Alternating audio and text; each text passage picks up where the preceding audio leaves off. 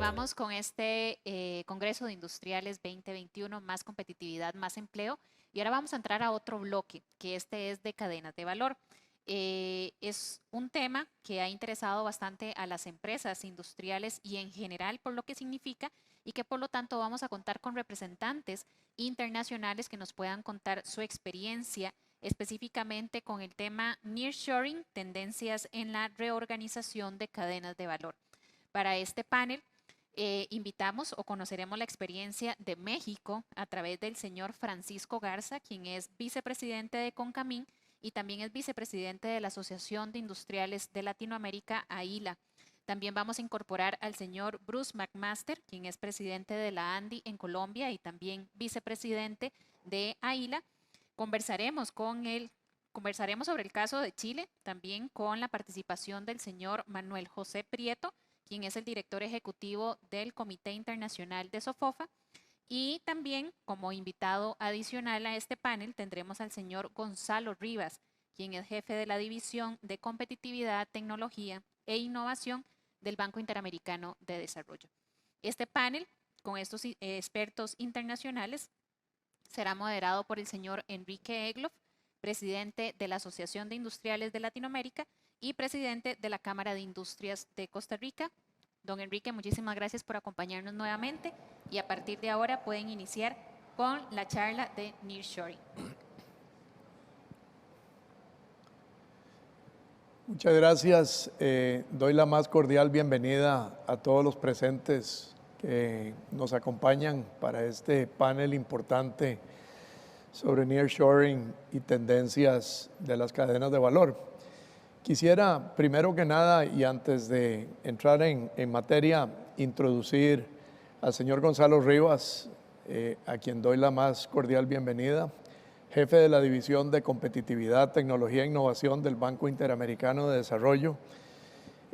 Don Gonzalo fue vicepresidente ejecutivo de Corfo, la Agencia de Desarrollo Productivo de Chile, presidente también del Consejo Nacional de Innovación y Competitividad de Chile. Muy especial amigo personal de muchos años.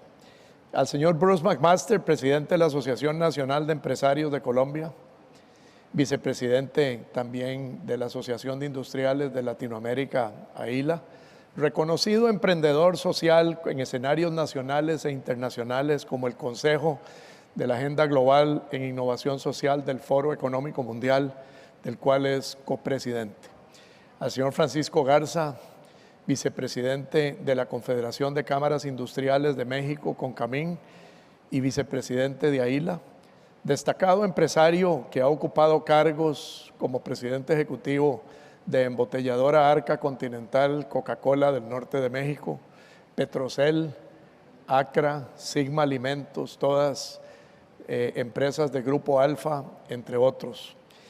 Al señor Manuel José Prieto, director internacional de SOFOFA Chile, ejecutivo importante en el sector bancario de Chile, director general de Relaciones Económicas Internacionales del Ministerio de Relaciones Exteriores anteriormente y agregado comercial en la Embajada de Chile en México, entre otros.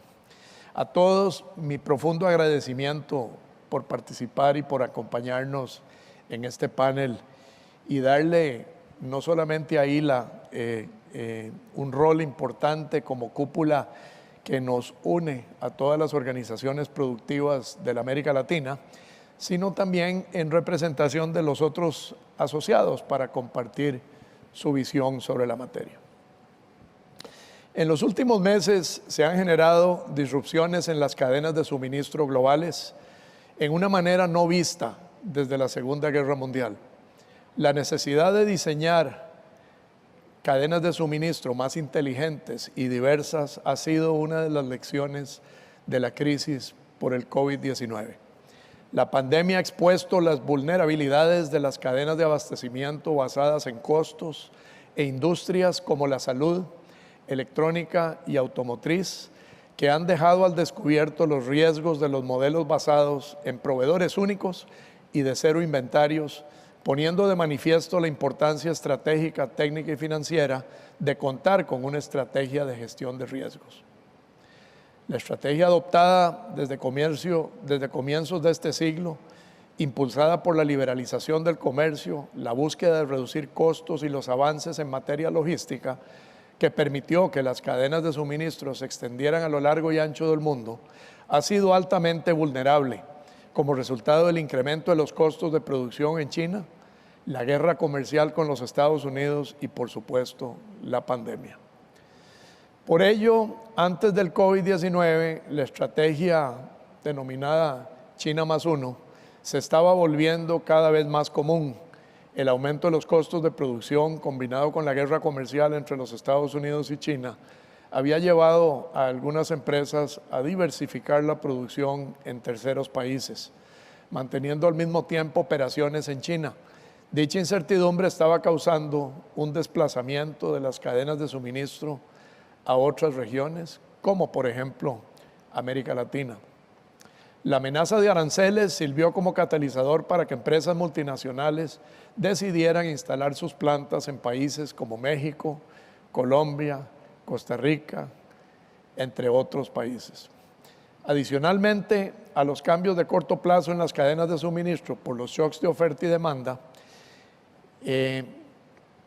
podríamos presenciar cambios estructurales en cadenas de abastecimiento y China podría perder su posición central en muchas cadenas, creando oportunidades a países de la América Latina y al fortalecimiento de las cadenas regionales. La diversificación geográfica y la reducción de la distancia entre proveedores y compradores va ganando relevancia en la reconfiguración de las cadenas de suministro de las empresas globales.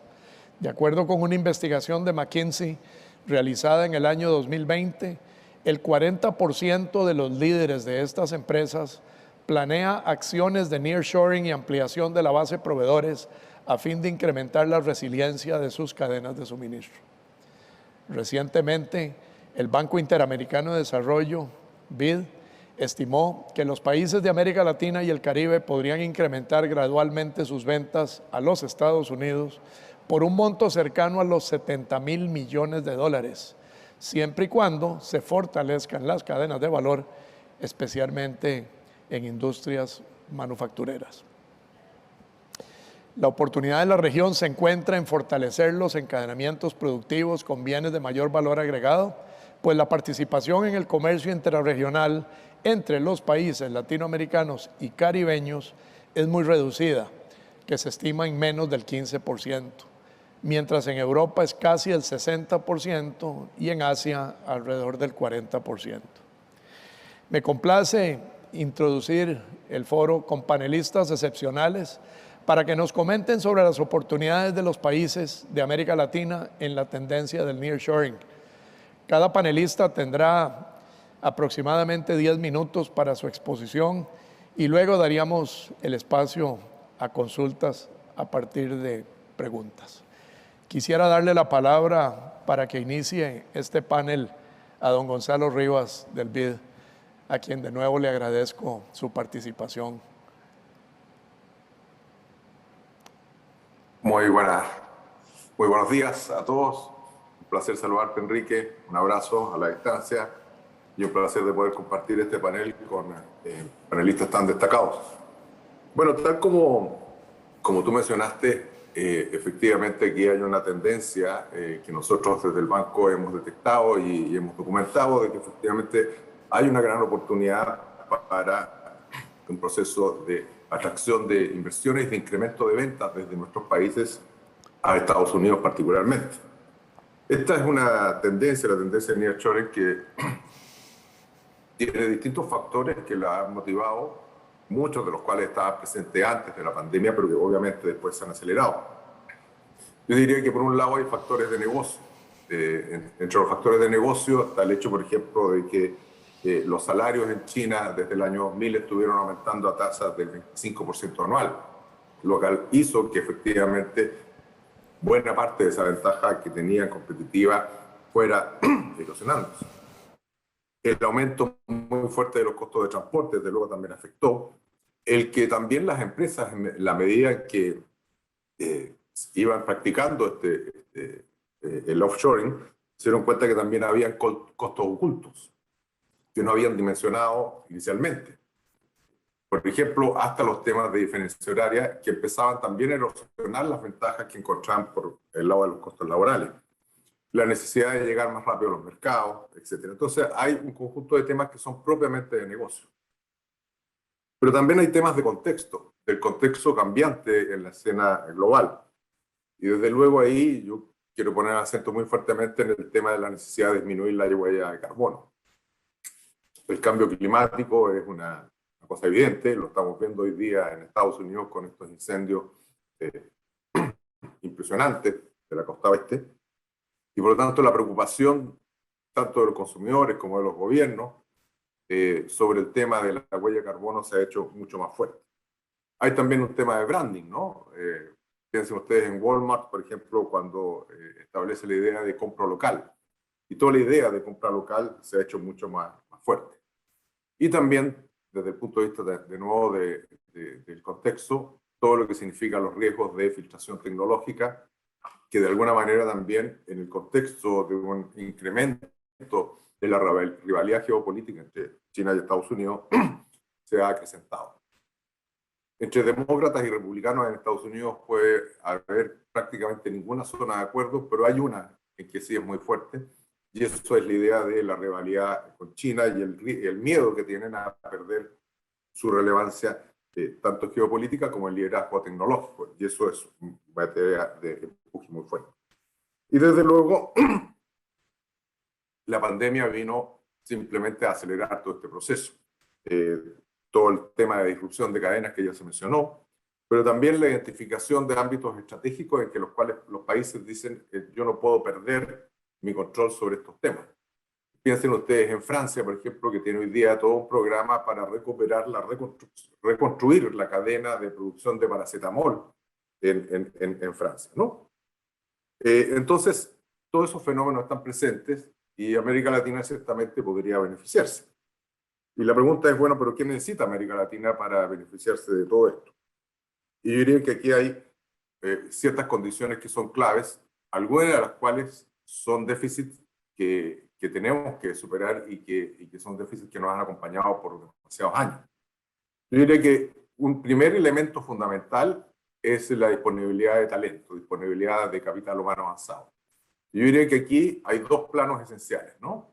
Pues por un lado tenemos todo lo que significa la formación de ingenieros, de gente que esté metida en los temas de ciencia, tecnología, STEM, ¿no? Y ahí hay un fuerte déficit en América Latina. Pero hay un déficit más fuerte aún todavía y muy acuciante hoy día que tiene que ver con el tema de disponibilidad de talento digital. Todas las cadenas hoy día se están digitalizando, todo avanza en la dirección del 5G. Si yo voy a hacer medical devices, esos medical devices van a tener que tener sensores, van a tener que estar conectados, etcétera, ¿no? Y en consecuencia necesito disponer de gente que sepa cómo realizar labores en el mundo digital. Y tenemos un déficit enorme en esa materia en todos los países en América Latina. Afortunadamente, y Costa Rica en eso es un ejemplo muy interesante a observar, hay novedades también en cómo formar. Por ejemplo, desde el banco nosotros con Costa Rica hemos estado trabajando en un programa que ha permitido atraer a Costa Rica los llamados bootcamps para formación rápida de talento digital, que permiten en periodos de 3 a 6 meses formar gente que no tiene experiencia previa en temas digitales a gente que logra hacer uso de Big Data, de uso de inteligencia artificial, y en un procedimiento que es bastante expedito y que hasta el minuto permite que todos los egresados de este tipo de bootcamps encuentren inmediatamente colocación. ¿Y por qué? Porque los estudios indican que la clave para la transformación digital de una empresa es que haya gente que conozca del negocio, pero que tenga habilidades digitales. No es ya lo mismo simplemente atraer a un ingeniero en computación o un informático y meterlo, comillas, a digitalizar una empresa. Lo que hay que hacer es cambiar el modelo de negocio hacia el mundo digital. Y eso requiere la aplicación de herramientas digitales, pero desde el conocimiento del propio negocio. Entonces, formar gente al interior de cada una de las empresas mediante estos procedimientos relativamente rápidos es una alternativa y es muy importante. Un segundo aspecto crucial es todo lo que tiene que ver con el ecosistema de innovación y emprendimiento. Si nosotros queremos ser capaces de insertarnos generando valor agregado, estando en lugares de espacios de productividad importantes, atraer inversión extranjera de valor, es preciso que esas empresas tengan la posibilidad de nutrirse de las capacidades de innovación, de las capacidades de emprendimiento que le ofrece un país. Hoy día las tendencias son hacia la innovación abierta. Ya las empresas entienden que el mundo del emprendimiento, de los startups,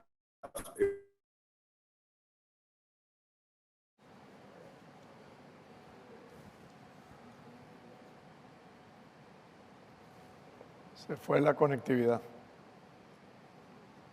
Y yo no escucho. A ver.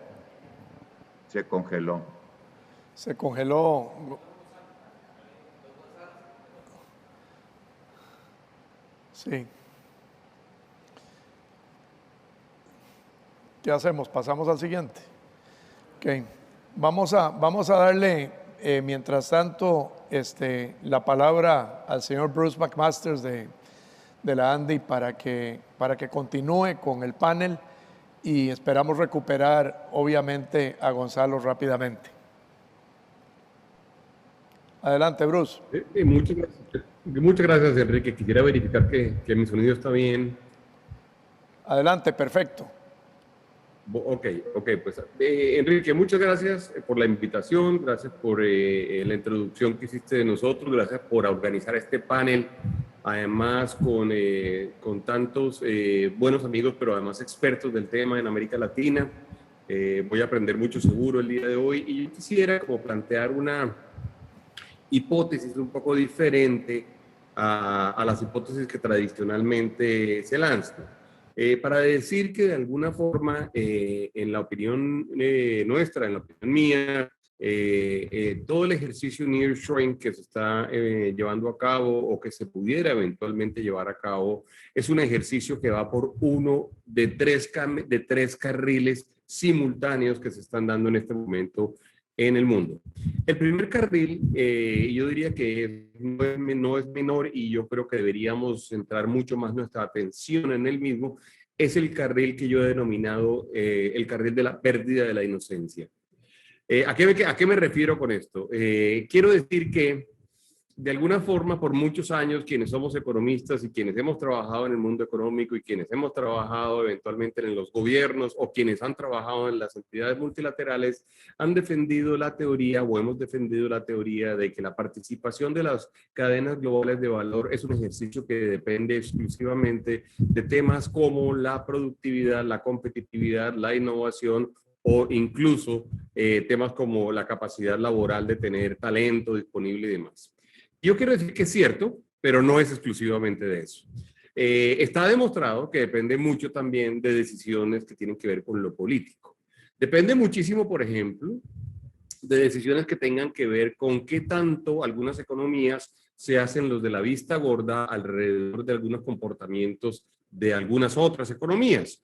¿Y de qué estoy hablando? Estoy hablando de temas como el comportamiento laboral, estoy hablando de temas como el comportamiento relacionado con temas de sostenibilidad, estoy hablando de temas relacionados con comportamientos relacionados con la huella de carbono, o estoy hablando de comportamientos relacionados con las prácticas desleales de comercio.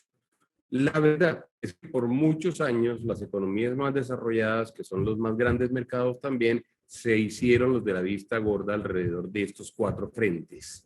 Razón por la cual nosotros perdimos una muy buena capacidad de haber sido parte de la construcción de las cadenas globales de valor que se construyeron de los años 90 hasta el día de hoy.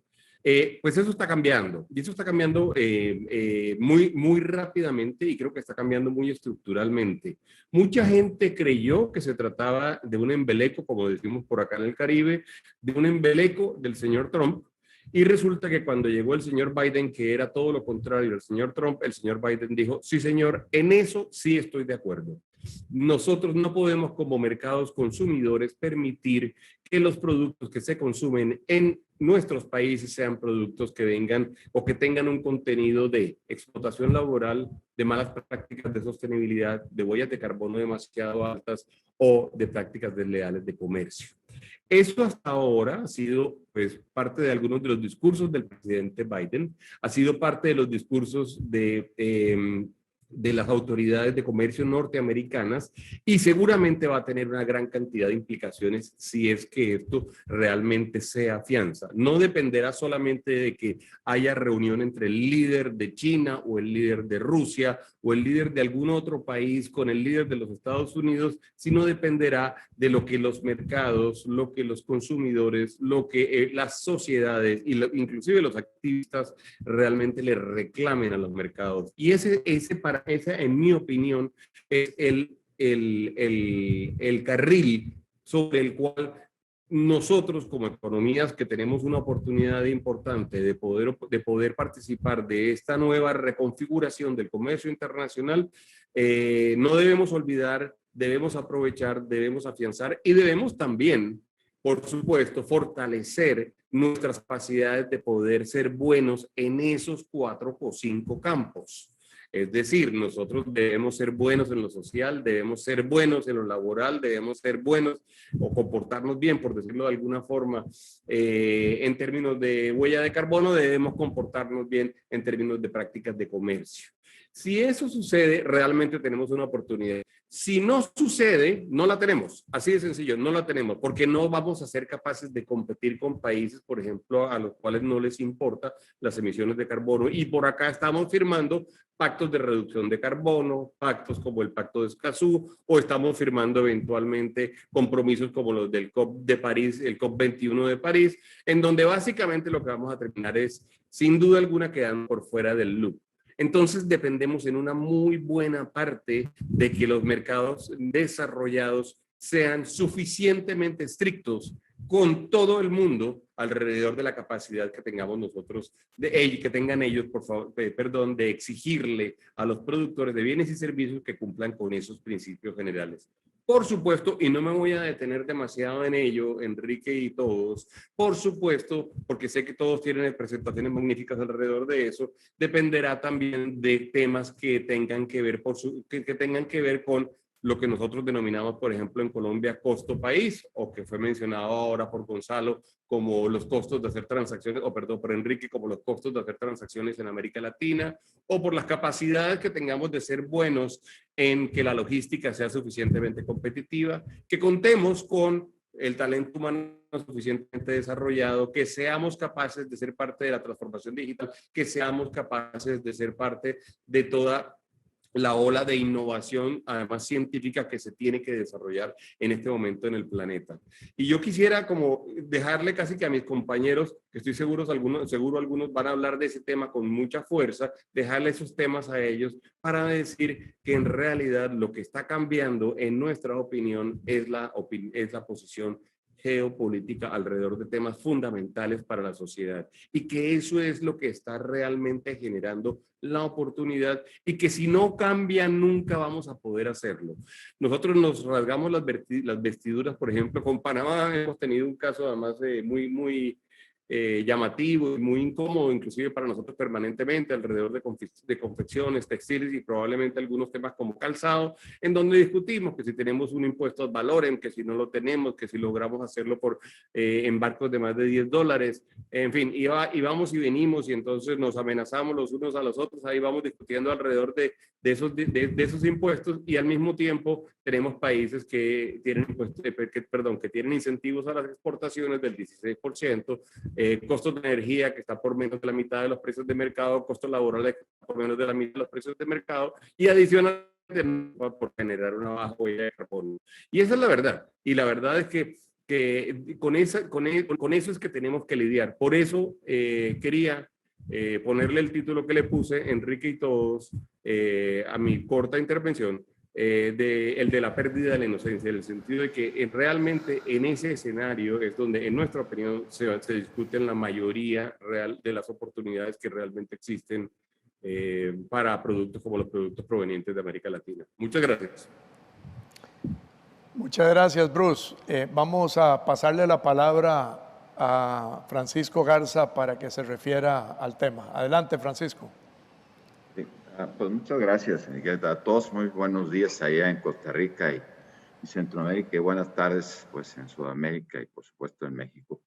Pues en primer lugar agradecer de veras a la Cámara de Industrias de Costa Rica y en especial a ti como presidente de la misma, Enrique, pues es para invitarme a este importante evento, en lo cual agradezco enormemente y me siento muy honrado, ¿verdad?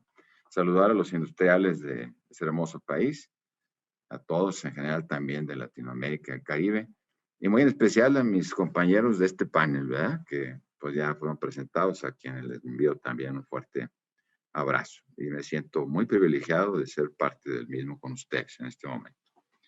Decirles que pues me pidieron hablar sobre esta oportunidad, los 10 minutos, dije voy a tratar de ser corto, como la vemos nosotros aquí en nuestro país, porque es la perspectiva propia. Y bueno, voy a cambiar a la siguiente. Yo pasé allá esta presentación para que me hagan el favor de moverla allá, porque así me dieron indicaciones. Pasamos a la siguiente, por favor. Pues yo estoy seguro que es una oportunidad extraordinaria, ¿verdad? ¿No pueden mover la siguiente página de la presentación? Que me hagan el favor, porque me dijeron que la subiera y la dejara ahí, ¿verdad? Puedes moverla personalmente, Pancho. Pues no, pues fíjate que desafortunadamente no. Pero, ya se movió, ya es ganancia esto, ¿verdad? Yo tampoco creo que sea muy tecnológico, pero bueno. Realmente yo veo esto acá vemos esto una enorme oportunidad, ¿verdad? De posibilidades de inversión y con ello, pues, creación de empleo y de bienestar, pues, para todos y progreso. Como dice Bruce, pues, cuidando las variables pues, de que sea inclusivo, o sea, que paguemos correctamente y adecuadamente los sueldos y que vayan estos mejorando en forma de productividad, pero también ir compartiendo. Y por supuesto, también cuidando pues lo que se viene, ¿verdad? El aspecto de ecológico y de la economía circular, en fin. Pero vemos una enorme oportunidad. Y aquí hay, pues, algunas cosas que son naturales que nos están pasando. El distanciamiento que existe comercial entre Estados Unidos y China, pues obviamente promueve una menor dependencia entre ellos, entonces pues voltean hacia acá. Hace poco estuvo por acá en México el senador Tim Kaine, que fue el candidato a la vicepresidencia de Estados Unidos con Hillary Clinton, pero traían un grupo de senadores y lo iban a ir a Ecuador y entiendo a otros países en Sudamérica, porque están volteando auténticamente a ver cómo hacemos una mayor integración en la región, este hemisferio, ¿no? Por supuesto, la pandemia pues perturbó las cadenas de suministro y eso pues el riesgo de operar remoto lo amplifica y naturalmente también es una necesidad pues de regionalización, es decir, de aquella globalización pasar a esta nearshoring regional. Y obviamente pues tenemos una serie de ventajas en costos y de tiempo de suministro, inventarios y en fin, especialmente pues en México, entre más cerca estás, pues mejor. Y claramente pues la mano de obra y fletes han aumentado mucho allá en China o de Asia por acá. Ahí está nomás la cifra, cómo estaba pues China hace 11 o 12 años a la mitad en costos de mano de obra y ahora pues estamos nosotros ligeramente abajo de China. En México seguramente en muchos países debe pasar lo mismo, ¿verdad? Y estoy hablando ya de salarios no mínimos, sino salarios reales, promedio de gente operativa, ¿verdad? Decirles también que pues no solo es eso, la pandemia disparó costos de flete marítimo y aquí está esta gráfica muy conservadora porque ahorita los precios actuales a partir de abril y mayo en realidad subieron mucho más, andan como en 10,000, 12,000 dólares el contenedor. Está terrible, pues no solo subió 3 veces, sino creo que hasta 5 o 6 veces. Entonces, y aparenta que esto no se va a solucionar rápido, ¿eh? Esto va a tomar tiempo y por lo pronto, pues el precio del transporte de Asia hacia acá está pues grave, ¿no? Pero más allá del aspecto que es de competitivo de mano de obra, de distancia, de cercanía o de fletes o demás, o tiempos de entrega, etcétera, pues en realidad nosotros en México hemos tenido antes el Telecan y ahora el Temec, que pues cambió la vida y la circunstancia de relación, especialmente con Estados Unidos y Canadá, y mayormente Estados Unidos. Hoy por hoy, pues nomás les puedo decir que estamos vendiendo cerca de 350,000 millones de dólares a Estados Unidos Y bueno, ahí aparece a la baja por la pandemia, pero ya ahorita estamos creciendo contra el año pasado, pues 30-35%, y con respecto al 2019 hay un 5%, o sea, ya se recuperó toda esta situación, de manera tal que esa gráfica habría que actualizarla con el número actual del semestre, que está increíblemente favorable. Y claramente, pues nuestras exportaciones totales de México eran pues 20,000 millones de dólares, de los cuales el petróleo hace 20, 25, 30 años, vamos a decir, era el 70%. Hoy las totales son 450,000 o más millones de dólares, y el petróleo pues no es más que el 5%, o menos. De manera tal que es un cambio drástico en estos 25 o 30 años, y sin duda el tratado pues ha sido un factor muy importante. Y también importamos mucho de Estados Unidos, o sea, más o menos nosotros exportamos de todas las porciones el 80% de Estados Unidos y Canadá, y el 50 y tantos por ciento viene también de Estados Unidos y Canadá en las importaciones. De manera que hay una integración pues muy fuerte, ¿verdad? Y en lo que son productos, pues nomás decir que ya es mucho manufactura, 70% es manufactura. O sea, no es que sean minerales y productos básicos, también se exportan esos, pero a Estados Unidos estamos hablando que el 70% es ya entre automotores y vehículos, pues maquinaria, claramente autopartes, computadoras, en fin, ahí te vas, ¿eh? De manera tal que está muy diversificado, pero ya muy orientado a manufactura, ¿verdad? Mucha producción y de mucha manufactura, sin dejar de lado que todavía existen productos vegetales y demás que también. Pero el camino todavía existe enormemente para el nearshoring, pues no solo para México, sino para toda nuestra región. Como les digo, el grupo de senadores que estuvo hace 3 semanas por aquí, que tuve que saludar, pues está realmente en ese sentido muy convencido, y yo creo que si hacemos las cosas bien, el momento está extraordinario. ¿Bien? Todavía se pueden, pues aquí nomás en computadoras y electrónica, pues Estados Unidos importa 180,000 millones de dólares en equipo, ahí está ropa también, muebles, en fin. Cuando ves en la parte, aquí pusimos Vietnam, porque pues muchas veces se usa Vietnam como parte de Vietnam en prendas. Si sumas las prendas y ropa de China y con lo de Vietnam, pues estás hablando de, olvídate, 100,000, mucho dinero, de dólares que se pueden, también ahorita hablaba de esa idea, del calzado, de los tenis, hasta productos de mayor valor como las computadoras y electrónica, ¿verdad? Hay mucho camino por recorrer aquí, de oportunidades para todo, pues la TAM, ¿verdad? Y el Caribe también. Bueno, las ventajas ya las comenté, ¿verdad? Quisiera nomás agregar aquí que más allá de la cercanía y de todo esto, pues es importante la infraestructura, aquí seguimos en eso, y claramente la gente técnica. Aquí se gradúan pues 200,000 ingenieros anualmente, y de hecho también ya muchos técnicos medios, y por supuesto que hay una integración muy grande con Estados Unidos, de manera tal que pues también les das empleo allá, y es una cuestión circulatoria, ¿no? Y mucho evalúan pues el respeto a la propiedad intelectual, ¿no? Quería mostrar este caso de éxito, que es el que siempre es más renombrado, que tiene que ver con la industria automotriz. Pues nomás decir, otra vez aquí la pandemia hizo su estrago, ¿verdad? Pero esta gráfica, si la ves ahorita, está todo lo que da, un poco detenida por la cuestión de los semiconductores, ¿verdad? Que hay un problema de faltantes, pero estamos hablando de que está booming ahorita, ¿verdad? Y México, pues es el sexto, pues productor de automóviles en el mundo, ¿no? Entonces, pues ya te da ahí una idea, y creciendo, ¿verdad? Porque esto sigue, y autopartes creo que es el número 3, en fin, está creciendo, siguen viniendo muchas industrias acá. Y pues hay, no sé, más de 20 plantas armadoras, más allá de las de autopartes, y igual hay 13 marcas o más ya aquí en este país bien establecidas, pues armando automóviles para la región, y en ese sentido. Yo creo que no podemos aprovechar esta oportunidad. Yo creo que Estados Unidos está ahorita, después de las medidas que hizo de la antipandemia, ¿verdad? Aunque pues siguen los problemas de alguna manera, pero le ha metido mucho dinero, la economía está creciendo en Estados Unidos al 7%.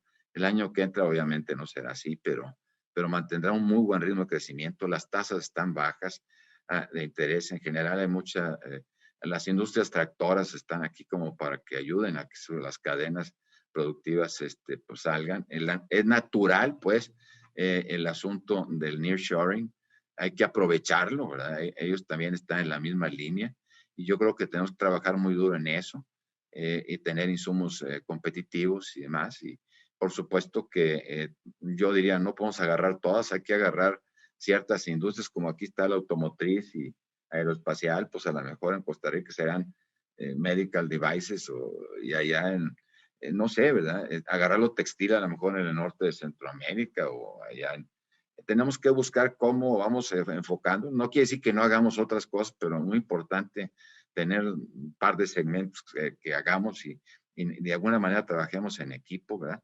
Y sin duda las otras cosas que no están aquí, pero más adelante en la plática de las preguntas mencionaré, pero ya los dijo ahorita Bruce y lo estaba diciendo también Gonzalo, pues está el aspecto de las energías limpias y que pues ahora están hasta más baratas que las energías de fósiles, que aquí pues traemos un problema en México en eso.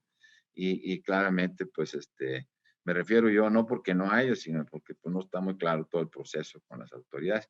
Y bueno, el otro asunto que es fundamental más allá de la economía circular, pues es todo esto de la innovación y de que tengamos pues un trabajo transversal en todo lo que es pues startups y todo lo que es emprendedurismo. Eso es muy innovación, es muy importante, ¿verdad? Entonces, pues bueno, yo ahí concluyo diciendo es enorme la oportunidad, sí hay muchos retos, a rato hablamos más de ellos, pero seguro que trabajando en equipo y bien orientados y enfocados también, vamos a lograrlo. Muchas gracias. Muchas gracias, Francisco. Vamos a darle la palabra a Manuel Prieto para que nos dé su opinión y su visión desde Chile. Adelante, por favor. Muchas gracias.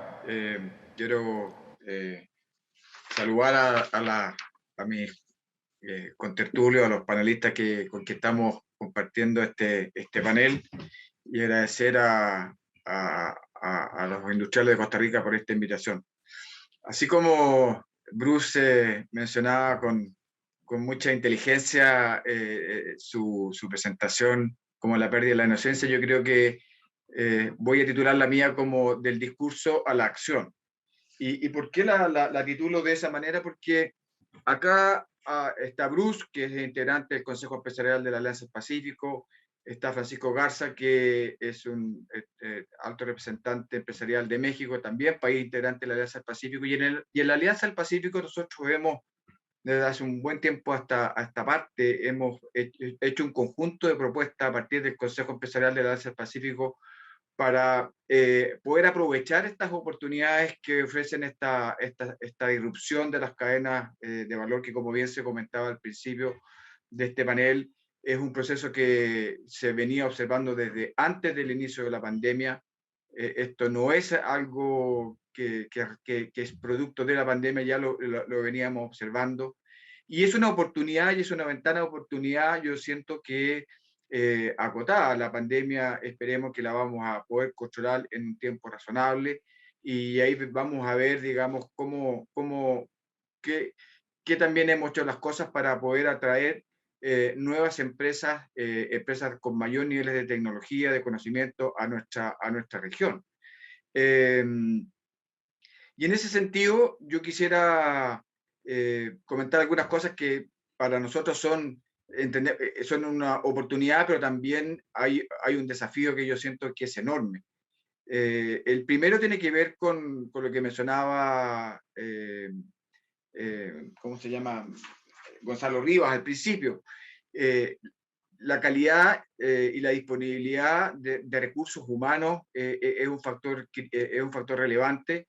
En general, en las pruebas de escolaridad, nuestros países versus los países del Asia-Pacífico siempre están puntuando mucho menor y por lo tanto tenemos ahí, yo diría que un gran desafío en capacitar en las nuevas tecnologías a la fuerza laboral y también readecuar los programas educativos para esta economía que va a ser una economía digital, que va a ser una economía distinta a la que teníamos prepandemia. Otro elemento fundamental, tenemos que contar con estados que sean más modernos, que sean más eficientes, que sean más digitales, que sean más innovadores y también que sean más fuertes. y que puedan dar respuesta a las demandas de la ciudadanía, pero también del empresariado. Y ahí se hace necesario contar con una colaboración público-privada muy estrecha para poder implementar planes de acción concretos que vayan a disminuir las brechas que hoy día observamos en educación, en talento digital, en infraestructura, en materias regulatorias, en fin, en un conjunto de aspectos que obviamente nos restan puntos. Hay otro factor que yo creo que también es fundamental y que tiene que ver con la implementación de marcos regulatorios amigables con la inversión. Nosotros hemos insistido desde el Consejo Especial de la Alianza del Pacífico la importancia de poder contar con marcos regulatorios que sean también más ágiles. No estamos aquí solicitando en ningún caso rebajar estándares medioambientales. Sí estamos pidiendo que la institucionalidad pueda funcionar más rápido, que una inversión no tenga que esperar tanto tiempo para poderse realizar y que tengamos mayor niveles de certidumbre jurídica. Y como ocurre, por ejemplo, en un sector que es fundamental para el desarrollo del nearshoring, como es la infraestructura. Si no tenemos una infraestructura tanto física, ¿cierto?, como digital, con 5G, que sea capaz de soportar todas las nuevas tecnologías, esto va a ser muy difícil que ocurra. Los países, a diferencia de México, de Costa Rica y de Colombia, los que estamos más al sur, ¿no es cierto?, tenemos una menor cercanía digamos, a Estados Unidos y a los centros de consumo más grandes del mundo, y tenemos, por tanto, costos de transporte más elevados. Esa cercanía acá no es un factor tan relevante, pero por lo tanto tenemos que tener y ser capaces de suplir, ¿no es cierto?, eso con un sistema y una infraestructura que sea muy eficiente, que nos asegure un funcionamiento de una cadena logística que también lo sea. Y en ese sentido tenemos que hacer mucha inversión pública y privada. Revisaba algunos datos y algunas cifras interesantes que dicen que en la región estamos invirtiendo en muchos países menos del 3% de infraestructura. En circunstancias que los países asiáticos y los países más desarrollados, la inversión en infraestructura es del 8% y que nosotros, por lo tanto, debiéramos tender a niveles de inversión en infraestructura de ese mismo orden. Por lo tanto, ahí yo creo que hay, señalo un desafío que es común a todos los países, exceptuando tal vez México. Tenemos que contar con sistemas logísticos más eficientes, más predecibles. Es cosa que, porque el nearshoring lo producen empresas que van a ver cuáles son las condiciones que nuestros países le pueden ofrecer. Por lo tanto, en esa línea, creo que el marco también regulatorio, la institucionalidad que podamos ofrecerle a los inversionistas, que sea una institucionalidad moderna y, como digo, que pueda ser predecible, yo siento que es fundamental. Y también, como decía anteriormente Bruce, y eso lo comparto absolutamente, la importancia de tener países que estemos seriamente comprometidos con una economía carbono neutral, con una que tenga una medición de la huella de agua y que se haga cargo también de los temas medioambientales, de los temas de las comunidades y de todo el entorno en el cual se genera y se produce la inversión. Yo creo que tenemos una oportunidad muy grande, pero creo que estas ventanas de oportunidades también son acotadas y si no las aprovechamos nosotros, no nos van a servir. Y siento que aquí tenemos que también a nivel de la región ser capaces de construir marcos regulatorios, o sea, de converger hacia marcos regulatorios más simples, más predecibles y que nos permitan una mayor integración productiva. En general, en los países de la región tenemos acuerdos, todos redes de acuerdos de libre comercio entre nosotros y también con mercados importantes de afuera, pero tenemos que avanzar en todos esos aspectos que no son arancelarios, que tienen que ver más bien con la facilitación del comercio, con la facilitación de inversiones y con marcos regulatorios que propendan hasta integración productiva. Yo siento que esos son los aspectos como más importantes que que uno puede advertir. No quiero repetirme con lo que ya dijo Bruce, que comparto, con lo que dijo Gonzalo Rivas, con lo que acaba de decir Francisco Garza. Más bien preferiría dejar mayor espacio para las preguntas. Muchas gracias. Muchas gracias, Manuel. Aprovecho para enviar por tu medio un saludo afectuoso a Richard Von Appen, ¿verdad?, que no nos pudo acompañar. Paso la palabra de vuelta a Gonzalo Rivas para que continúe en su reflexión y tal vez le hago la pregunta de una vez: ¿cuáles considera que son los principales retos que la región tiene para un mayor aprovechamiento del nearshoring? Adelante, don Gonzalo. Gracias, Enrique. Bueno, algunos de los retos ya lo había mencionado, tienen que ver con estos déficits que ya fueron también subrayados por otros expositores, particularmente el tema de disponer de talento, capital humano. Estoy totalmente de acuerdo con lo que mencionaba Bruce respecto a la importancia que están teniendo cada vez más los temas medioambientales y laborales, desde luego, y esos van a ser empujados muy fuertemente también por Estados Unidos, por el Congreso americano, y en consecuencia hay que abordarlos. Ahora, abordar el reto de la sustentabilidad ambiental, yo siempre digo aquí, el desarrollo hoy día tiene, por lo menos en América Latina, 3 desafíos súper concretos que muchas veces se han visto como que si fueran contradictorios unos con otros. Tenemos el desafío enorme de la productividad. Tenemos una productividad todavía muy baja respecto a la frontera que es Estados Unidos, y eso se vincula al tema de los ingresos. A mayor productividad yo puedo financiar mayores sueldos o financiar mayores pensiones. Tengo el desafío de la sustentabilidad medioambiental y tenemos el desafío, obviamente, de la inclusión social, que requiere, por lo tanto, también un ambiente laboral y un ambiente de políticas sociales más acorde con lo que hoy día la ciudadanía está demandando, que es propio de países que han ido incrementando su clase media e incrementando también, por lo tanto, las aspiraciones de la gente.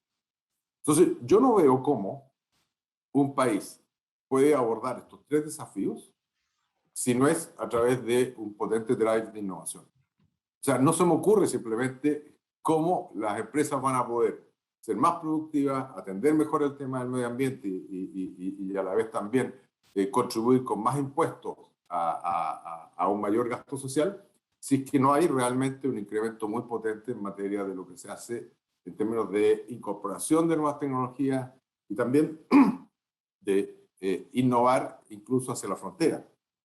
Por ejemplo, en el caso de México, vamos a ver. Cuando uno ve la experiencia de Corea en la industria automotriz, una de las cosas que hicieron los coreanos fue en algún minuto dado decir, menos nosotros no vamos a seguir haciendo catching up, o sea, ponernos al nivel que están los otros, sino que vamos a dar un salto tecnológico, ¿no? Y entonces toda la industria, o buena parte de la industria automotriz coreana, dio un salto antes que otras industrias en el resto del mundo en materia, por ejemplo, de incorporación de elementos digitales en sus vehículos. Y eso les permitió ponerse en posiciones de liderazgo y hacer que sus autos pasaran ya a ser de más alta gama y por lo tanto de más alto valor, que era el gran desafío que tenían. Y uno ve la cantidad de patentes de Corea en temas vinculados a la industria automotriz y se da cuenta de que ahí hubo un cambio paradigmático. Pero eso tiene detrás una base científica tecnológica muy potente. Entonces creo que este tema de la innovación es absolutamente central como desafío para nuestros países. Y eso requiere obviamente incrementar las capacidades en recursos humanos, requiere generar espacios donde efectivamente el emprendimiento pueda florecer, pero requiere también recursos públicos más fuertemente dedicados a apoyar también al mundo de la innovación, porque evidentemente el sistema, por ejemplo, crediticio, bancario tradicional, no es el conducto adecuado para financiar grandes innovadores, porque simplemente hay una asimetría de información entre quien realiza la innovación o quien está buscando hacer la innovación y quien le podría estar prestando la plata. Entonces necesitamos desarrollar más capital de riesgo, pero también necesitamos que el sector público ahí haga una contribución más grande, como lo hacen todos los países más desarrollados, en que realmente se invierte muchísimo más que lo que hacemos nosotros en nuestros países. Entonces yo te diría que hay un elemento muy fundamental en ese aspecto y que se combina con los otros que ya has mencionado, con los temas regulatorios, por ejemplo, que me parece también que son muy poder facilitar inversiones. Muchas gracias, Gonzalo. Ya Francisco nos compartía un caso de éxito, por ejemplo, en México, en materia de la industria automotriz y por supuesto también el tema de la aeronáutica. Yo quisiera preguntarle a Bruce y a Manuel José, pero también si Francisco tiene algo adicional que agregar, ¿qué ha hecho cada país para fortalecer su posición con miras a aprovechar esa transformación de las cadenas de valor? Adelante, tal vez Bruce. Sí, Enrique, gracias. Yo diría que Colombia, y esto yo creo que es interesante contarlo, porque además va a ser público a partir de, yo creo que dentro de unos 10 días, Colombia constituyó algo que se denominó la misión de internacionalización, donde básicamente lo que hicimos fue generar como un grupo de trabajo con economistas internacionales que probablemente algunos inclusive no conocían mucho sobre Colombia, pero sí sabían de cadenas de valor, alrededor de 5, fue liderado por Ricardo Hausmann, y economistas locales, pues de algunos más cercanos al sector empresarial, como el caso mío, o inclusive un presidente de un grupo empresarial que tiene presencia, por cierto, en Costa Rica, que el grupo Nutresa, que Enrique lo conoce bien, en donde básicamente durante casi un año estuvimos haciendo reflexiones alrededor de cuáles podían ser los diferentes temas. O las diferentes acciones que podíamos adelantar. No voy a soltar en este momento, digamos, los porque no estaría autorizado y faltaría inclusive una última ronda, pero está diseñado para que el día, inclusive en el Congreso de la ANDI nuestro, que va a arrancar el 9 de agosto, que lo hablábamos con Enrique esta mañana, se va a hacer el lanzamiento de toda la misión de internacionalización, que incluye temas interesantes, inclusive para Colombia muy valiosos. Por ejemplo, algo que solo se está viviendo aquí, pero que México lo ha vivido en cierta medida también, que es el tema, por ejemplo, de la migración venezolana. Ustedes han visto lo que ha sucedido con este grupo, con esta afluencia realmente grande de personas que vienen de Venezuela, que se estima que en Colombia pueden ser cerca de 2 millones de personas que están trabajando en esto, tratando de resolver, bueno, ¿cómo hacemos para poder cómo hacemos para poder aprovechar las capacidades que traen ellos desarrolladas ya y poder ofrecerles oportunidades? De manera que hay varias alternativas. A mí el ejemplo de México que menciona Francisco del sector automotriz, al igual que el del sector aeronáutico, me parece que es uno de los mejores ejemplos de América Latina. Es un país que toma la decisión de hacerlo, que además hace política industrial para lograrlo, que eso también es parte de la pérdida de la inocencia, diría yo, porque aunque ustedes no lo crean todavía, nosotros tenemos un mundo grande de gente que cree que la política industrial al final termina siendo sinónimo de proteccionismo, y pues no lo es básicamente incentivar que las cosas pasen. De manera que yo diría y redondearía diciendo eso, Enrique, es algo en lo cual tenemos que pensar mucho, tenemos que pensarlo bien y tenemos que estar acompañados de la política y de la diplomacia de nuestros países vis-a-vis esa conversación tan dura que se está dando en este momento entre Estados Unidos y Europa, con, por ejemplo, Rusia y China. Leía esta semana, que seguramente lo leyeron todos, cómo The Economist había una gran reflexión, por ejemplo, alrededor de cómo en Alemania a veces hay la tendencia de decir no podemos perder el mercado chino porque es un mercado de una gran cantidad o con una gran capacidad de consumo, y por otro lado está la tendencia de decir no, señores, no vamos a perder el mercado, no vamos a ganar el mercado porque sí, lo tenemos que ganar en buenas condiciones y para eso se tiene que comportar bien la competencia china. Entonces, yo diría que esa es un poco como la conversación en la cual estamos. Nosotros en Colombia estamos en este momento a puertas, digamos, de hacer las recomendaciones que se hicieron como resultado de ese estudio que fue liderado, repito, por Ricardo Hausmann. Muchas gracias, Bruce. Francisco, ¿quisieras agregar algún ejemplo o algún comentario sobre qué ha hecho México? Muchas gracias, que no, me parece, felicito ahí lo que están haciendo en Colombia, porque sí tiene que haber una política, ¿verdad? Y no es subsidios, es enfoque y evidentemente pues trabajar todas las partes en equipo, ¿verdad? Porque si no, pues querer, como decíamos, ser la de todo no da. Entonces, pues felicidades, ojalá todo siga muy bien. Inclusive que, y no es político el asunto, yo creo que se pueden hacer cosas ahora con este proceso, nomás quisiera agregar, de esta regionalización y las diferencias de Estados Unidos, China y de nuestros costos competitivos. Yo te digo que hasta ciertos proyectos pueden salir ahora sí, naciones aquí de la región. Por ejemplo, pues la parte ahorita que mencionaba, la parte textil, oye, si son 100,000 millones de dólares entre lo que trae China y Vietnam a Estados Unidos, creo que perfectamente podemos negociar. Me refiero, pues obviamente, los países que sea que estemos más cercanos, ¿verdad? Pues entre el sur de México, porque a lo mejor el norte de México ya no es competitivo, ya los costos de mano de obra son más altos, ¿verdad?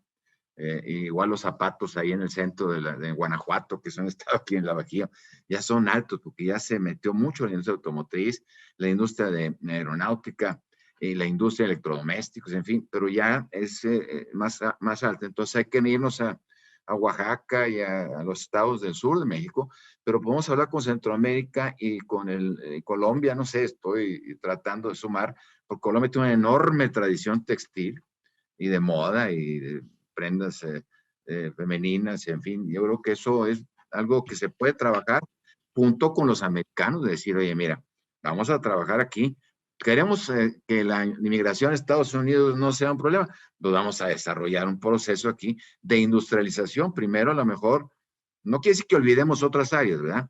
Pero yo sí propondría decir, vamos a buscar un sistema de aranceles y demás que permita que arancel común que nos proteja más. Ya sé que tenemos Teletmec y allá Colombia también tiene su tratado, pero vamos a organizar algo en la parte de prendas y textiles y vamos paso a paso en los siguientes años para que, como sucedió allá en Corea, cuando en los 70 era ropa y ahora pues ya son computadoras y cuántas cosas, pues hagamos algo en esto. No vamos a abandonar las computadoras, vamos a hacer cosas también, pero en el sector que se requiere mucha mano de obra y la inversión es baja y requiere mucha capacitación y crea cultura y disciplina de trabajo en ciertas zonas y todo, pues hagamos lo propio y te resolvemos un problema también en Estados Unidos y todos ganamos.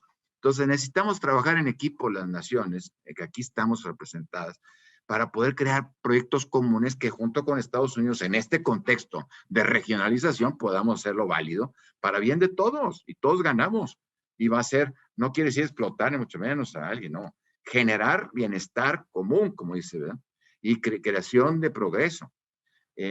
Un enfoque, dije eso, porque hay que enfocar. Y el otro que había un comentario hablando de enfoques que ha tenido mucho éxito acá es la creación de clústeres, ¿verdad? Mira, ya tenemos rato, ¿verdad? En la industria automotriz, que gracias a la creación de clústeres, no de autopartes, ha sido increíble ese proceso y que ha tenido mucho apoyo anteriormente del gobierno, ahora ya es menos, ¿verdad? Pero tenía apoyos también tecnológicos y de CONACYT y de financiamiento y las propias empresas, ahora sí que extranjeras también ponían, para todo lo que era esto de innovación ahí y mucho en los clústeres, pues crear mejor competitividad, capacidad técnica y para que fuera poco a poco, pues, evolucionando. Tú no tienes derecho de salir al mundo si no eres bueno aquí, en donde estás. Y la verdad es que eso fue muy importante porque pues se hizo una industria como Nemak, que hace pues, cabezas de motor, ahora está evolucionando pues a lo eléctrico, ¿verdad? Tiene que buscar otras cosas, pero todo el mundo. O Proesa, que hace chasis o sea, y que tienen empresas en muchas partes del mundo. Grupo Industrial Saltillo, entonces, de autopartes. Por supuesto que eso hace que también vengan más armadoras al tener aquí industria autopartera muy competitiva y clústeres. Entonces, como tiene que haber un plan, como decía Gus, que tiene que haber en ciertos sectores. Si es de automotriz, pues bueno, es automotriz y todo lo que implica el supply chain. Y acuerdos con Estados Unidos de cómo lo integras para que también se vea beneficiado Estados Unidos. Todo el asunto. No, bueno, pues, textil, bueno, calzado y textil. No, bueno, pues ¿a qué le pegamos, verdad? Que podamos hacer como país y como región, que vayamos haciendo procesos muy competitivos, bien enfocados. Definitivamente se requiere talento técnico y se requiere también cumplir con la norma de inclusión ahora cada vez más. No es norma, es una realidad, de necesidad de tener la cuestión social mucho más enfrente que en el pasado, y la cuestión de la economía circular como fundamentos importantes y la innovación. Entonces, pues yo creo que concluyo diciendo, de veras, la oportunidad es muy grande. Tenemos que hacer equipo y yo sí creo que hay que transformar, como bien también lo decía aquí pues Manuel José Prieto, pues pasar del rollo a la realidad, porque si no, te la pasa uno ahí en, vamos a hacer más Latinoamérica juntos, pero no sucede nada, ¿verdad? Entonces, o sucede muy poco, pues, se puede suceder mucho más si queremos hacer cosas juntos. Y por supuesto, pues con Estados Unidos, que es el motor principal aquí y la necesidad. Gracias. Muchas gracias, Manuel. ¿Quisieras hacer algún comentario rápidamente para pasar la palabra? Sí, sí, bueno, en realidad yo creo que se ha dicho lo más importante y comentar algunas cosas interesantes que han estado ocurriendo últimamente en Chile, como por ejemplo la licitación del cable submarino, que es la construcción de un cable desde Chile hasta, digamos que va a Australia y de ahí se conecta con toda la zona del Asia-Pacífico, que esa va a ser una carretera digital, ¿no es cierto?, para el desarrollo del comercio electrónico y de los servicios digitales. Por lo tanto, eso es interesante y además este cable se va a conectar a Argentina y a Brasil, por lo tanto va a haber ahí un nuevo espacio para desarrollar esta economía de servicio y esta economía digital. Y yo también quiero ahí comentar una cosa. El nearshoring tiene que ver con bienes, también tiene que ver con servicios, y estamos viendo cómo compañías se están instalando acá en Chile, aprovechando las condiciones del país para proveer distintos servicios a Estados Unidos, como por ejemplo servicios financieros. Hace unos días atrás, Sinovac anunció la construcción de una planta de vacunas en Chile para atender a la región. Amazon Web Service también ha anunciado nuevamente otra inversión para proveer servicios de hosting y de comercio electrónico desde Chile a toda la región. Entonces, están ocurriendo estas cosas, y creo que estas cosas de alguna manera también son resultados de acciones previas que se habían hecho y que son muy importantes, como la construcción de acuerdos de libre comercio que Chile ha negociado, yo diría la estabilidad institucional, la institucionalidad financiera. Tenemos un mercado financiero muy competitivo, muy abierto, integrado al mundo. Estamos también trabajando para prepararnos para esta posibilidad en un tema que ha mencionado Gonzalo y que a mí me parece también fundamental, en un programa de formación de talento digital para Chile, que se ha ido creciendo en términos del número de personas que van a ser beneficiadas por este programa, y que apunta a personas que no tienen ninguna competencia digital, como a aquellas personas que también necesitan reconvertirse laboralmente para poder contar con ese talento humano que bien señalaba Gonzalo, es necesario para que se pueda producir esa innovación que es el sustento finalmente de este nearshoring. Creo que esos son casos bien específicos. Estamos trabajando también en un clúster de minería en el norte, y ahí nos interesa conectarnos con Perú, con Bolivia, que son países también de una larga tradición minera. Por lo tanto, ese tipo de cosas las estamos haciendo, y yo creo que debiéramos seguir observando este tipo de inversiones y este tipo de negocios en los próximos meses. Muchas gracias, Manuel. Bruce tiene que retirarse. Yo quisiera rápidamente hacerle una pregunta y posteriormente volver pronto con Gonzalo para comentarle un punto importante. Aunque ya se hicieron algunos comentarios sobre lo que se está haciendo en este tema, ¿qué están haciendo a nivel de la Alianza del Pacífico para impulsar todas las cadenas de valor y aprovechar el nearshoring. Yo creo que tenemos aquí un valor importante que aportar. Rápidamente a Bruce y después voy a hacer un comentario con los demás. Gracias, Enrique. Tienes razón, fue mencionado ya y se mencionó el trabajo que se está haciendo con el BID y cómo de alguna forma entusiasmamos al BID para que nos acompañara en la financiación del estudio, pero el ejercicio que se está haciendo de poder unificar la norma de origen, es decir, que uno pueda eventualmente realmente coger un producto y comenzar a producirlo en Chile, luego hacerle alguna elaboración eventualmente en Colombia, luego terminarlo eventualmente en Perú y que pueda entrar, por ejemplo, a los Estados Unidos como un producto de Alianza del Pacífico en donde tenemos una norma unificada. Es uno de esos ejemplos grandes, importantes. Francisco mencionó ahorita, por ejemplo, el tema textil.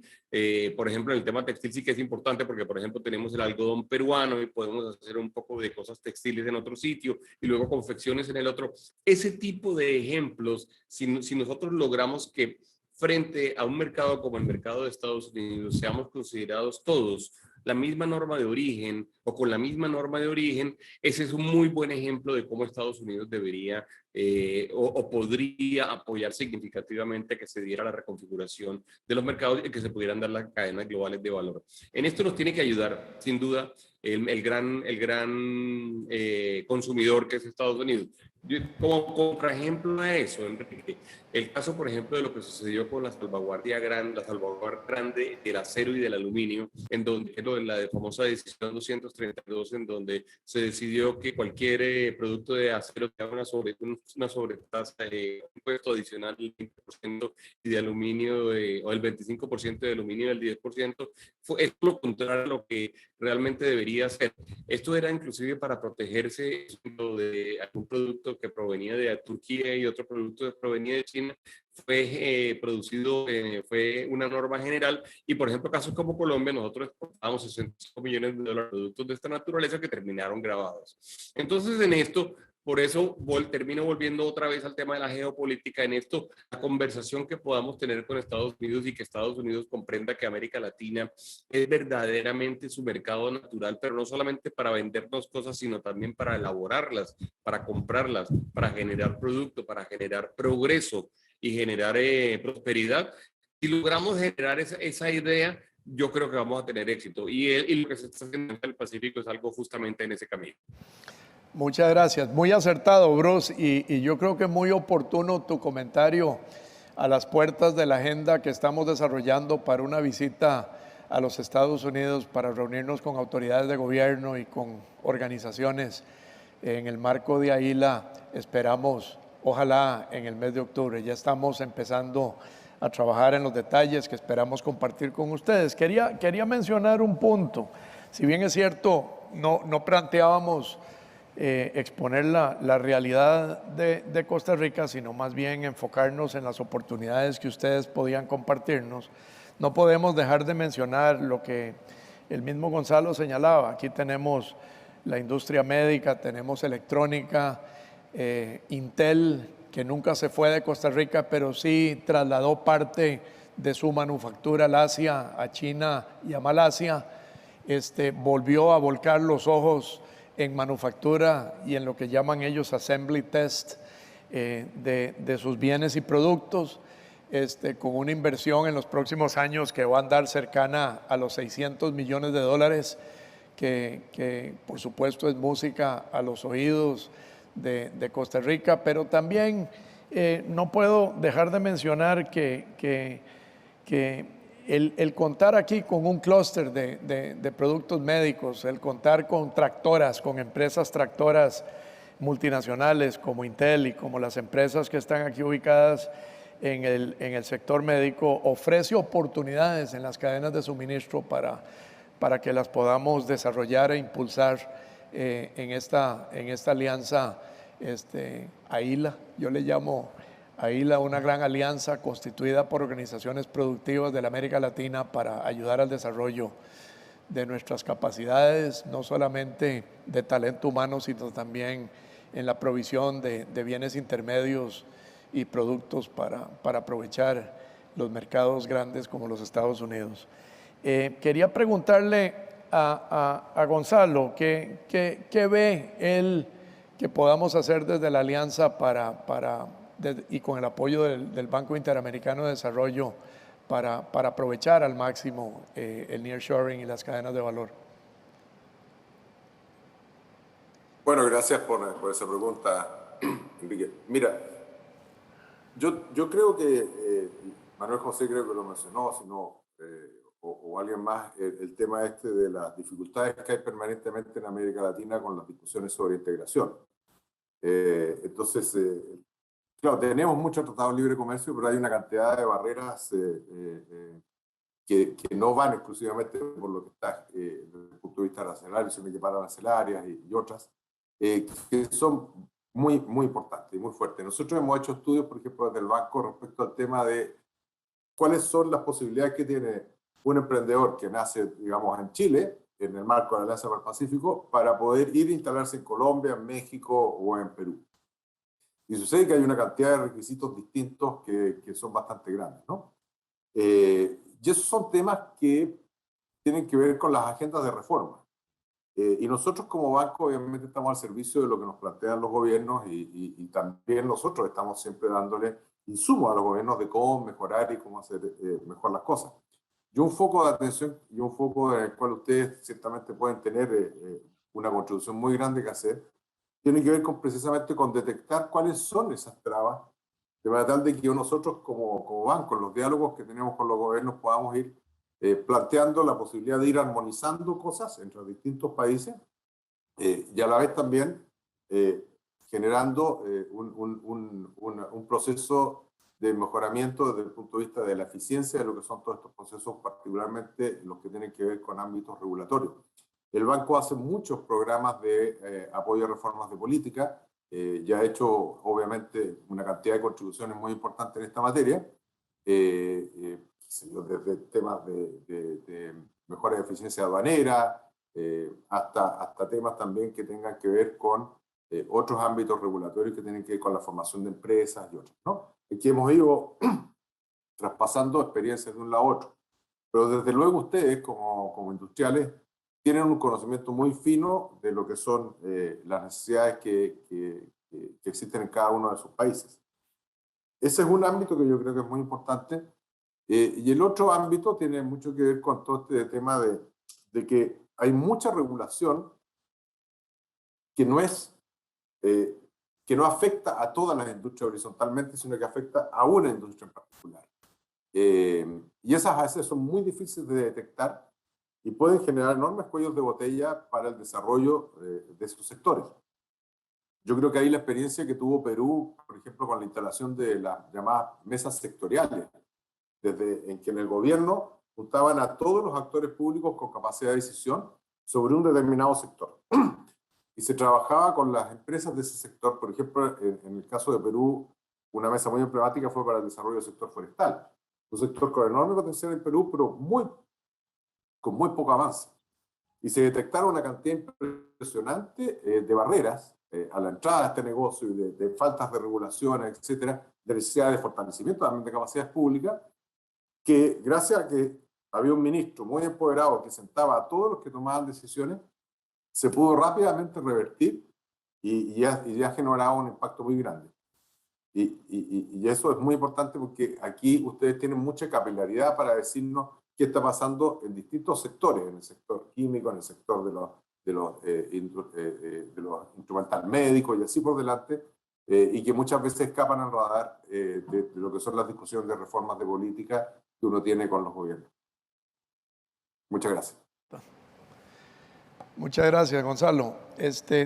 Tal vez una pregunta final que quería hacerte. ¿Consideras que los países que apuestan por un desarrollo más sostenible, por ejemplo, en el uso intensivo de energías renovables, presentan una ventaja competitiva con respecto a los otros países en la tendencia al nearshoring? Yo creo que desde luego eso mira, si no es hoy día el caso, es en muy cortísimo plazo eso va a ser totalmente así. O sea, tú no vas a poder tener una matriz energética contaminante si quieres participar de las cadenas globales de valor. Eso ya, y yo creo que los países se están moviendo rápidamente como pueden en esa dirección y bueno, hay distintos ejemplos. Chile en eso yo creo que también ha tenido una base muy notable en descarbonizar su matriz productiva. Y eso le ofrece oportunidades, de luego, y para qué decir, bueno, Costa Rica, Uruguay también ha hecho avances extraordinarios en esto. Colombia tiene un potencial enorme también en materia hídrica. Paraguay, para qué decir. Entonces, sí, yo creo que ahí hay un espacio súper potente también para Latinoamérica. Muchas gracias, Gonzalo. Bueno, yo creo que tenemos una extraordinaria oportunidad y retos por delante que debemos enfrentar para que juntos podamos sacarle provecho a ese nearshoring, ¿verdad? Tan importante y tan lleno de oportunidades para todos. Yo quisiera, no sin antes, antes de concluir, hacer algunos breves comentarios que me parece que son fundamentales. Tal vez como conclusión podría decir que América Latina podría aprovechar esta situación si el ambiente de negocio es el propicio. Tenemos que apoyar los esfuerzos para facilitar las capacidades para hacer negocios, incorporación de tecnologías digitales y facilitación del comercio. Y los proveedores locales son lo suficientemente competitivos para cumplir con los requerimientos de calidad, así como su capacidad de utilizar nuevos modelos de negocio. Para concluir, yo quisiera muy especialmente agradecerle a los panelistas por su participación y aportes valiosos, a las organizaciones que representan, al BID, a CONCAMIN, a la ANDI, a SOFOFA, por su participación y valiosos aportes en este panel del Congreso de Industriales 2021. Sin duda, como AILA y las organizaciones empresariales que la conformamos, debemos jugar un rol proactivo en nuestros países y en Latinoamérica. No me queda más que agradecerles muy especialmente su participación y aportes a nuestro Congreso de Industriales y que esperamos vernos pronto. Le adelantamos de una vez a nuestro querido Gonzalo que vamos a estar por allá en Washington. Esperamos visitarlo y visitando a su presidente en el BID, ¿verdad? Para compartir nuestra visión y para ver cómo juntos podemos unir esfuerzos como AILA y con las organizaciones que representamos para aprovechar mejor la institucionalidad y el trabajo en equipo que necesitamos para el desarrollo de la América Latina. Hace unos días compartía algunas reflexiones con quienes están en este momento apoyando la llegada de nuestros nuevos embajadores con el gobierno el nuevo gobierno del presidente Biden. Y les decíamos que tenemos que fortalecer y apoyar la seguridad jurídica de nuestros países, de manera tal que podamos generar empleo y en buena medida crear las oportunidades en nuestros países y que no se vayan nuestros ciudadanos a tratar de identificarlas y crearlas en los Estados Unidos de América, ¿verdad? Tenemos que generar empleo, tenemos que crear oportunidades y ayudar al desarrollo y bienestar de nuestra gente. De manera que muy agradecido con todos, con sus aportes y participación y espero nos veamos pronto. Gracias. Muchas gracias. Muchas gracias, Enrique, a todos ahí, al grupo, precisamente compañeros en este panel y a los empresarios industriales de Costa Rica. Gracias.